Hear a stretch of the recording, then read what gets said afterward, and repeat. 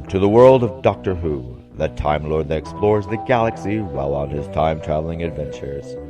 Welcome to the world of the longest-running science fiction series in history, with your co-hosts Susan Backstrom, David Grunt, Matthew Rose, Tom Diamond, and Craig Johnson. They explore the classic series from its humble beginnings in 1963 and tracking through time to every episode up to the current day. This is the Doctor Who retrospective, where a legend will never die.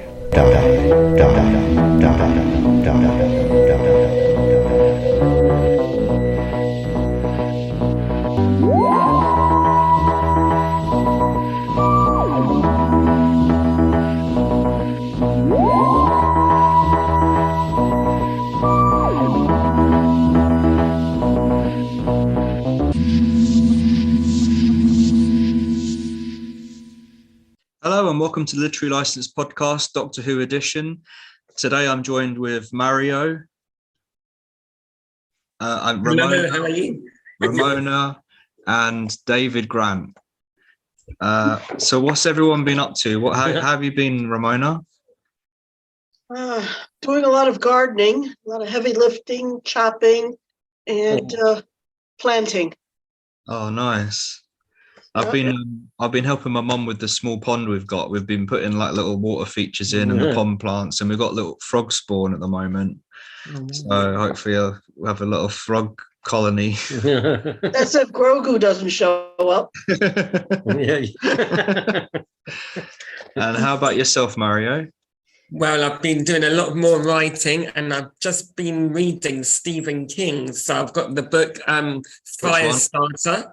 Oh, yes. Which I've just started. But I'm not scared yet. I'm not scared. No. I need to be scared with Stephen King. He needs to scare me. So I'm waiting for the scary bit. Okie. And how about yourself, David? Yeah, I've been doing me open mic nights. Oh, yeah. At the White Lion. White Lion. Yeah.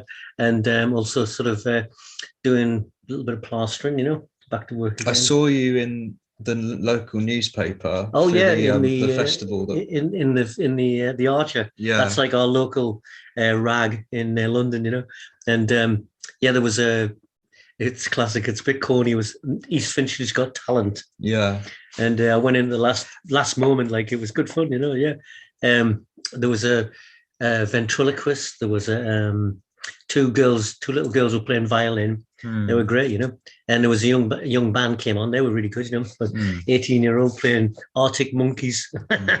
Oh, and great. David's an artist, so some of his merchandise and drawings are all on a lot of clothing, t-shirts, bags, hats. It's all available at craigsworld.org. So check out the artwork when you get a chance. Craig's done so much from the artwork. It's amazing. He's like my patron. And myself, I've just been watching. Well, I've been watching a lot of Doctor Who because of this new ITV player that's streaming all the classic Doctor Who's. Yeah. I watched Dungeons and Dragons. I watched Avatar. I'm going to watch the Super Mario Brothers movie on Friday with my sister. And I've on my Etsy store, Craig's World. I've got metal art now available and I ship worldwide. So I've got a lot of Nintendo-based stuff, Friday the 13th, Critters, Gremlins, that type of thing. So if you're into that, then check out my bio on craigsworld.org.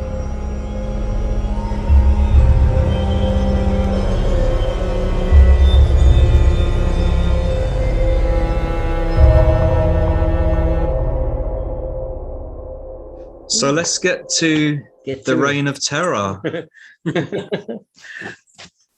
Not acid rain. It's a reign of terror. So today we're going to be discussing the Reign of Terror, which was 6 episodes, 8th of August to the 12th of September 1964. We'll cut to the trailer and we'll be right back.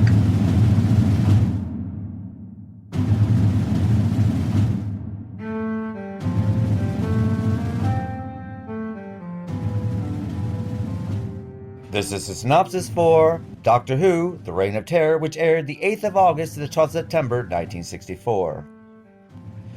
The first Doctor, his granddaughter, and her teachers, Ian Charleston and Barbara Wright, arrive outside Paris in 18th century France and venture to a nearby farmhouse. They find it is being used as a staging post in an escape chain for counter-revolutionaries during the Reign of Terror. They are discovered by two counter-revolutionaries, d'Argenson and Rovere, who knock the Doctor unconscious and hold the others at gunpoint. A band of revolutionary soldiers surrounds the house, and both d'Argenson and Rovere are killed during the siege. The soldiers capture Ian, Barbara, and Susan and march them to Paris to be guillotined. The soldiers set fire to the farmhouse, and the Doctor is saved by a young boy who tells him that his friends have been taken to the concierge prison in Paris. He sets off after them. Ian, Barbara, and Susan are all sentenced to death as traitors. Ian is confined in one cell while the women are taken to another. Ian's cellmate is an Englishman named Webster, who tells him that there is an English spy, James Starling, highly placed in the French government, who is now being recalled to England. Webster dies, and a government official named Lemaire arrives and probes any conversation between Ian and the dead man. Lemaire crosses Ian's name off the execution list. En route to the guillotine, Barbara and Susan transport is hijacked by two men, Jules and Jean, who takes them to a safe house. They are told that they will be smuggled out of France through the escape chain. Jules and Jean reassure Barbara that they try to reunite them with Ian and the Doctor. They are then joined by another counter-revolutionary named Léon Colbert. The Doctor reaches Paris and exchanges his clothes for those of a regional officer of the provinces. He heads for the concierge, but finds his companions gone. Ian has successfully stolen the key to a cell and escaped. Lemaire arrives and takes the Doctor to visit Maximilien Robespierre, a report on his province. Ian follows Webster's words and finds Jules Renault, and turns out to be the man sheltering Barbara and Susan. The latter is ill in bed. When Barbara takes Susan to a physician, they are recaptured by revolutionary police. Ian meets Colbert, only to find that he is the mole in the escape chain, and they are armed troops waiting for him. Jules rescues Ian, killing Colbert in the process. They return to Jules' house and are stunned to meet Barbara. The Doctor returns to the concierge, where Lemaire reports that Robespierre wishes to see him again the following day. Lemaire ensures that the Doctor spends the night in the concierge in order that he remain in Paris for his second audience with Robespierre. He is still there when Barbara and Susan are brought in as prisoners. When Susan's too weak to be moved, he engineers Barbara's release on the pretext that she can be trailed to lead the security forces to the core of the escape chain. Robespierre suspects his deputy, Paul Barras, is conspiring against him and asks Lemaire to track Barras to a secret assignation at an inn outside the city. When Lemaire heads back to the concierge, he privately unmasks the Doctor as an imposter. Lemaire insists that the Doctor help him and find Jules' house. With Susan held in prison as a hostage, the Doctor takes him to Jules. Once there, Lemaire reveals that he is in fact the English spy James Starling. In response, Ian relays Webster's message, and Starling realizes the secret assignation at an inn on the Carlisle Road where the conspiracy will take place. Jules, Ian, and Barbara head to the inn and overhear Barras conspire with the young general Napoleon Bonaparte in the indictment and overthrow of Robespierre. The following day, Starling arranges Susan's release from prison. The coup against Robespierre has begun. Starling heads for the Calais and England, while Jules and Jean lie low as they measure the future. Meanwhile, the Doctor and his companions return to the TARDIS. And that was Synopsis for The Reign of Terror, Doctor Who.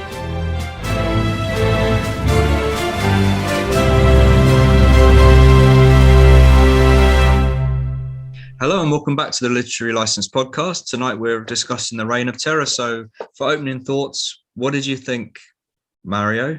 Well, I really enjoyed it because I really love the historical settings of the Doctor Who's in each and every incarnation, and I love my history.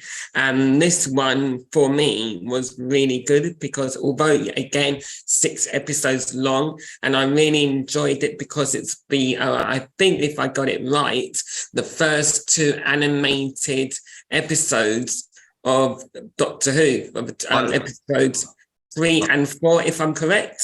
Yeah, I love the animation in this. Absolutely, I agree with you because it was really well detailed, carried on from the actual story. They got the audio correct as well, the visuals to it. it was just amazing. I was literally glued from episode 1 to 6. I didn't stop. I think I spent the whole day watching it on the weekend. It was absolutely phenomenal. And apparently it was the very first story that was filmed on location. Yeah, that's right. Yeah, that's right. Yeah. Good And it was the last story to be broadcast before the 6-week break in 1964. So I never knew that. I mean, it was really, really good. I mean, I love the visual effects to it all as well, especially with the map showing as well throughout the whole scenes right near the end. It was just brilliant when they were going back to the TARDIS. It reminded me of the map in Marco Polo from the telesnaps a little bit. I haven't seen that one yet. Oh. Yeah, and the guy who was walking down the street, down the popular avenue. Oh yeah, it was another actor. That was another actor. Yeah, that was interesting. I loved the music of that. Oh yeah, the little sound effect they did when he was walking along. Yeah. Because I saw that in 30 Years in the TARDIS documentary, and I never realised that was the actual footage from the Reign of Terror. I thought it was something they pieced together for the show. I didn't realise until because my first time watching it last week. So, and how about you, David? What did you think? I just thought at the time. Actually, I might have actually seen that when it was first televised because I remember seeing the first Doctor Who. That's right. Yeah. Back in the 60s. But I remember sort of like, we used to talk about it at school. I mean, the Daleks was when it exploded, everyone was crazy about that. But it was like having a history lesson. That was interesting. Whereas like history at school was all bloody boring. Yeah. But you had Madame Guillotine, Robespierre. Yeah, Robespierre, Marais, all the different people. Napoleon. How he would sort of like claim to become emperor, Yeah. It was almost in the stars, But what a time to live in, and they seem to get that grittiness, even though it was like in black and white, which gives it a gritty feel anyway. But it sort of conveyed that horror of living in times like that, really spooky, really scary, actually. I was saying to Craig afterwards, it was almost like it was a bit too scary for kids, It was almost like, like a sort of time watch sort of like episode or something, Yeah. But I loved it. What about you, Ramona? What do you think of the opening thoughts?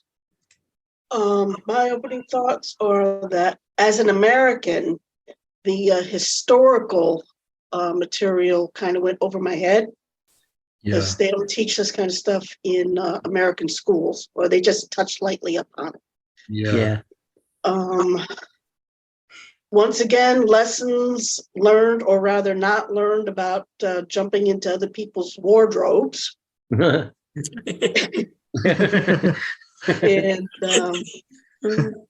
I did like a lot of the scenery. The young man who I did a little research on for Google, I found out that he has a big part in history to play later. And I'm not going to give you spoilers on that, but just look up Jean-Pierre. Okay. Yeah, that's right. Yeah, because it was the last story to have any connection to Lime Grove. Yeah. So, and it was the first script by Dennis Spooner. But I thought I liked it from a historical point of view. They do historicals really well. Oh yeah. And for a kid show, it was quite educational. Yeah, it was a mouthful. Yeah. Yeah. It was a lot of information which I never knew when I was at school. We didn't really touch on that, for that part of history anyway. But it just for people who watch it now, they'll think, "Oh wow, this is actually like great. I want to read up more about it." Yeah. But even like going back again, a fun fact: apparently, this was the Doctor's favourite part of history. I loved his costume was really nice. I like that cool, when I saw it. It was great. And he did it so well when he went undercover too, in being a spy as well. Yeah, it was representative from his province. Yeah. That's right. And even Susan, like she went back to an unearthly child. She was wanting to read the French Revolution, which she asked Barbara to get the book. And then Ian goes, what's she going to do? Rewrite it? And then they're actually there now. They're actually there in the actual setting. The only gripe I have with this, I don't know if anyone else picked this up. So I'm going to sneeze. Oh. It's my hay fever. Yeah, bloody hell. What I thought was funny was he said to the little kid, are we in England? And he said, no, we're in France. And I was like, in like a Brummie accent. And I thought, hold on, why don't they have French accents? It doesn't make any. Or is it an inflected French accent? Yes, they didn't even try. England, it was so strange. They should have got those TARDIS translator circuits. Oh yeah. The translators were from Birmingham. It's like Picard with Marina Sirtis going into a Cockney accent. Yeah. It must be hard. It must be anyone from a cast perspective, who do you think really shone in this one? I think the Doctor. I think he really shone really well because he really extended his ways of going into the action and going undercover and, getting into costume as well, being a different person from what he was. He was trying to go and rescue his companions from the cells as well. I thought it was just magic. Because it was almost like I love the way he was fiddling around with his shirt and going, oh, my dear boy. My dear boy, yes. He's totally if the eclipse trick can work once, he went for it and did it again. Yeah, Absolutely. I mean, William Hartnell. Because I thought it was like he was going to say goodbye to Ian and Barbara almost. And then he was just going to say, do you want to come to the pub? But yeah, so the TARDIS landed about 15 kilometers north of Paris. Yes, and it was July 1794. So he wasn't. I mean, he was almost pretty much on the mark. You want to try and get the 102. Yeah, you want to try and get the 102. And I enjoyed those long shots where I've walked 5 miles in 3 hours. I know how tired you should be after 12 kilometers. Yeah, even though he's a Time Lord, like he's an old boy as well, so it's great. I like what Ramona just said about the long shots of the actual traveling with the map. When you see them going back to the TARDIS, that was just amazing. And the voiceovers as well when they were leaving, in space, that was just giving me goosebumps. I wanted to see people get beheaded, but I think that's just me being. That's a bit gruesome. Yeah, that's Stephen King. Yeah. Maybe he should have wrote that episode. Might have been a bit more gory. No, but I think it was still pretty scary for kids of 7, 9, 12, or whatever at the time when we were watching it. Like, because it was there wasn't really a lot on TV. Back in those days, there was only like 2 channels, and I think most of them closed down around 10. The gunshot to his jaw was, that was a bit strange. Well, they couldn't show the blood. But it was. They needed him alive for the guillotine. Yeah, but silenced. So ow. It was like symbolic, in a sense. Like he was like there was another guy called Murray. He was trying to get letters to Robespierre. I think the whole section of that history is really interesting. Like, he ended up killing him in the bath.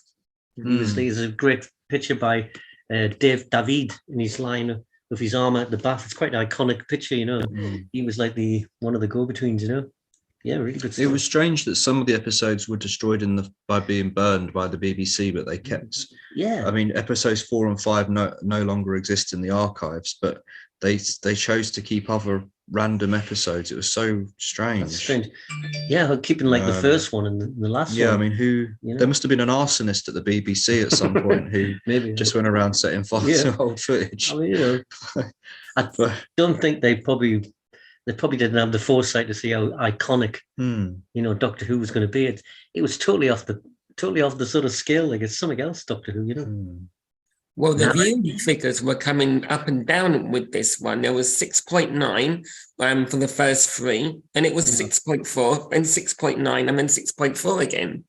Oh, weird. The Radio Times called the What shows were Doctor Who going up against when it At the time, there was a one called the would Quick. it be Z Cars? Z Cars, Quatermass, Quatermass. and the O'Neill line, which was about a Liverpudlian shipping company trying to sort of smuggle tobacco. Really boring stuff.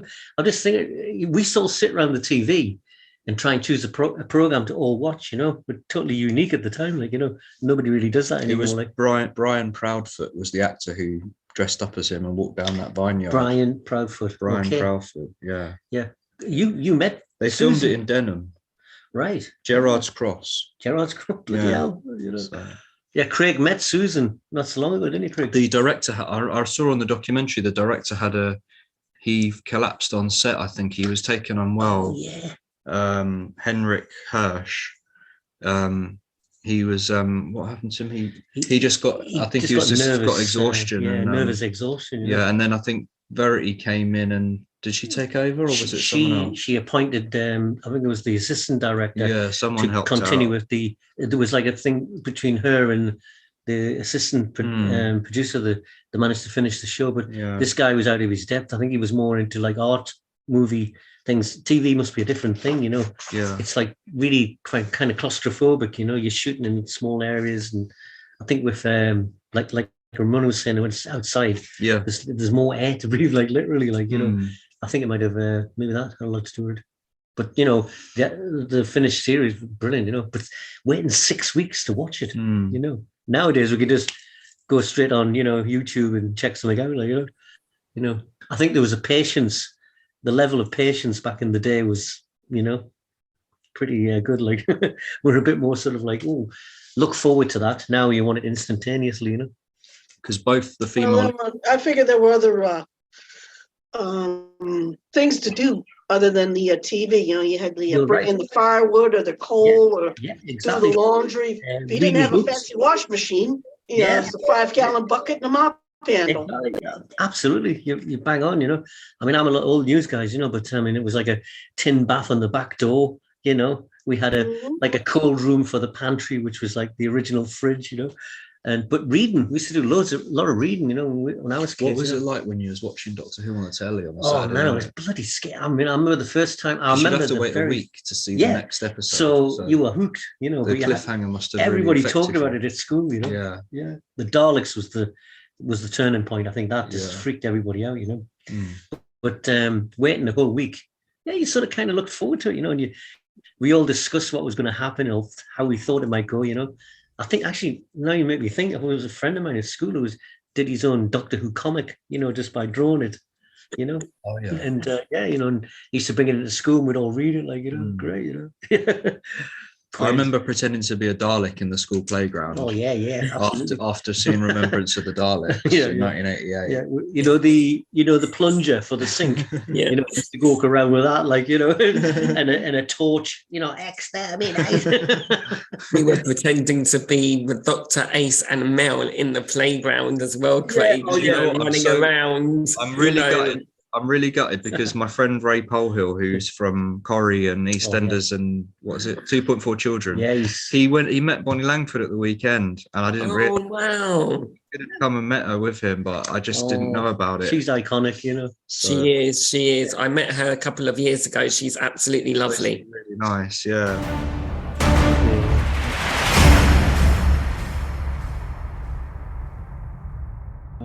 But okay, so what should we rate or let's go for it then. Who wants to? It's out of 5, isn't it? So I'm going to give it 4 out of 5. Yeah. Okay. And Ramona? 4 out of 5. I did find parts of it hard to follow. I had to look for some closed captioning to find out the names, as I couldn't hear some of the audio. Okay. Costumes, excellent. Characters, excellent. Even characters that you wouldn't think to see in today's Doctor Who, such as our tax collector fellow by the roadside. He was an extra, but he made the long walk just that little bit longer. Yeah. You nailed it. And how about yourself, David? Oh yeah, as I say, like maybe it did dip a little bit on the fourth one, but I loved the first three, and the last one really captivated us. Yeah.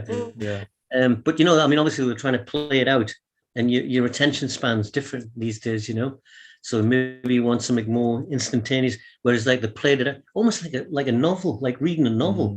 Just maybe think about it. More descriptive than action, like in a sense. But as Ramona said, the characters, all the people, the actors were brilliant. I really enjoyed the parts. They seemed to mean it. So definitely, 5 out of 5. It's 5 big William Hartnells out of 5. And for me, I'll give this 4 Robespierres out of 5 for this one. I like the music. I love the costume of William Hartnell. I love the animation. Yeah, the animation was brilliant. Some of the animations are a bit hit and miss, but the shadow work was really, really, really nice. Really good for a black and white cartoon, like a Roy Lichtenstein. I would have loved to have seen it in a color version, but I had a black and white one. So waiting for Babel Color to get a hold of that. I know. I'm going to tell it when I see him next. I'm going to tell him. Isn't it funny? Sorry, guys. You can catch Babel Color at the Sisterhood of Khan, which is a group that meets up in the King's Arms once a month. No, just sorry what you said about color. Back in the day, like black and white was color was expensive. Black and white was cheap. Now black and white's expensive and color's cheap. It's weird. It's gone like a full circle. Full circle again. Yeah. Well, we'll be the next Doctor Who we're going to be covering is the Planet of the Giants, which I've never seen. So that'll be. I've never seen that one either. So that's going to be a new one for me. You're in for a treat. Cool. And Ant-Man and the Wasp is now on Disney Plus as well. Oh yes, I can't wait to see that one. Yeah, that's cool. I've just saw the Flash has been advertised. Oh, that looks pretty. Yeah. And guys, you can check out Ramona's got some articles which are going to be featuring in the next Doctor Who Appreciation Society magazine, The Cosmic Mask, and that will be available in a couple of months' time to download. Yeah. And David, you're going to be at where are you doing your gigging? At the White Lion in East Finchley, and also down at the Crook in Warren Street, which is near what day is that? That's on a Sunday, hopefully. Okay, cool. Yeah, and it's good to get back to playing a bit. Like it's nice, Cool, when you're up there alone. What did W.C. Fields say? He was about to go on stage, and I think Groucho Marx said, "Here, take a drink before you go on." He says, and go out there alone. Don't go out without a drink. And guys, if you've got anything to plug, then just go for it. Yeah, I have got my Supernatural Mysteries, the Sir Benedict Files, The Unwanted Guest, and Unexplained Anomalies, all out on Kindle as well, and paperback. So go and find Marius Heraclius on Amazon, download them. It's 5 out of 5. It's been given great reviews on all 3 series. I'm so excited. And I've got a new one coming out in July called Sudden Threat as well. So watch out for that one.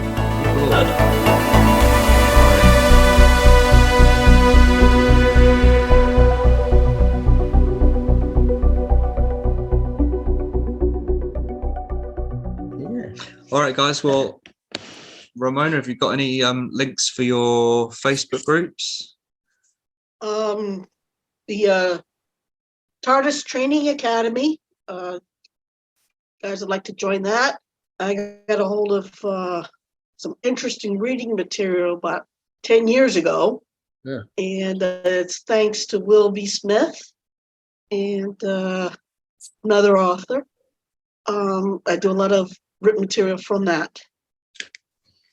All right, cool. It looks good. And just if you see Ramona on Facebook, just add, and you can catch all our all of our stuff is available on the Literary License Podcasts newsletter, which comes out monthly. Yeah. So, guys, it's goodbye from me and David in East Finchley. And a goodbye from me from North Finchley. And goodbye from me in Hartford, Connecticut. Woo. Cool. And nice to meet you, Ramona and Marios. Nice to meet you too, and David. Next time. See you next for the time, next guys. one. See you soon. Bye. Good night and good morning. Off with their heads. Off with it. No, dear boy, not now. Not now, dear boy. I'm going to get through it quick next time.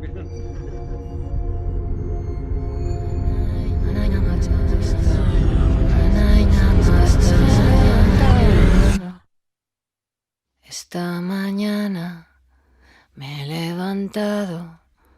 Oh, vela, chao, vela, chao, vela, chao, chao, chao. Esta mañana me he levantado y he descubierto al invasor. Vela, chao, compañero, vela, chao, quiero ir contigo. Vela, chao, vela, chao, vela, chao, vela, chao, chao, chao. Oh, compañero, vela, chao, quiero ir contigo. Vela, chao, porque me siento aquí morir. Y si yo caigo en la batalla, vela, chao, vela, chao, vela, chao, chao, chao. Y si yo caigo en la batalla, coge en tus manos mi fusil. Cava una fosa en la montaña. Vela, chao, vela, chao, vela, chao, chao, chao. Cava una fosa en la montaña, bajo la sombra de una flor. Así la gente, cuando la vea, oh, vela, chao, vela, chao, vela, chao, chao, chao. Así la gente, cuando la vea, se dirá